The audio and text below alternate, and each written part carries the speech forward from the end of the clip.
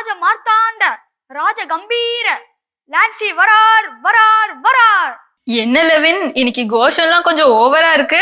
Low பிள்ளைங்களா, என்ன எப்படி கோஷம் போட்டுக்கிட்டு வரீங்க? யாராவது பெரிய அரசர் வராங்க? பிஷப் தாத்தா, இன்னைக்கு என்னோட பர்த்டே. உன்னுடைய பர்த்டேவா? தெரியவே இல்லை. பிறந்த நாள் வாழ்த்துக்கள். தேங்க்யூ தாத்தா. அப்பப்பா, இவன் இன்னைக்கு பேசின பேச்சுக்கு நிஜமாவே ஒரு அரண்மனைக்குள்ள வந்த ஃபீலே வந்துருச்சு. இன்னைக்கு லான்சிக்கு ரெட் கார்பெட் என்ட்ரி தான் போ. லெவின், உனக்கு ஒரு piece cake extra confirm. Bishop தாத்தா, ஜஸ்ட் ஃபார் ஃபன், அவளை கூப்பிடுறதுக்காக தான் இப்படி ஒரு ப்ரொமோ கொடுத்தேன். ப்ரொமோன்னு சொன்ன உடனே ஞாபகம் வருது. இப்போ நம்ம திருவருகை காலத்தில் இருக்கிறோம். இயேசுனுடைய பிறப்பை கொண்டாட போகிறோம். இயேசு பிறந்ததுக்கு முன்னாடி இயேசுக்கு ஒருத்தர் ப்ரொமோ கொடுத்தாரு. இது மாதிரி தா வரார், இப்படியோ வரார் வரார் அப்படின்னு சொல்லிட்டு இருந்தார். யாருன்னு உங்களுக்கு ஞாபகம் வருதா? பிஷப் தாத்தா, எனக்கு ஒரு டவுட். ப்ரோமோ கொடுத்தாருன்னு சொன்னீங்களே, யாரு கொடுத்தாரு, எங்க கொடுத்தாரு? அந்த இயேசுக்கு ப்ரொமோ கொடுத்த ஒரு பேரு தான் திருமுழுக்கு யோவான்.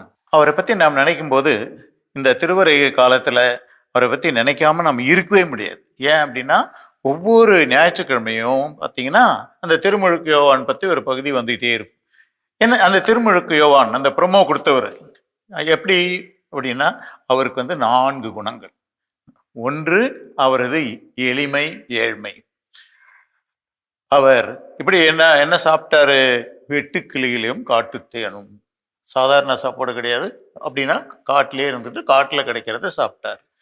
2வது, அவருடைய தாட்சி. அவர் என்ன சொன்னாரு? அவர் வளர்க நான் குறைக அப்படின்னு சொல்லி அவரை பற்றி தாழ்ச்சி. 3வது, உண்மை. அப்படின்னா சத்தமா உறக்க கூறுதல், உண்மையை உறக்க. ஏரோதரசர், நீ செய்வது தவறு அப்படின்னு சொல்லி தைரியமா சொன்னார்.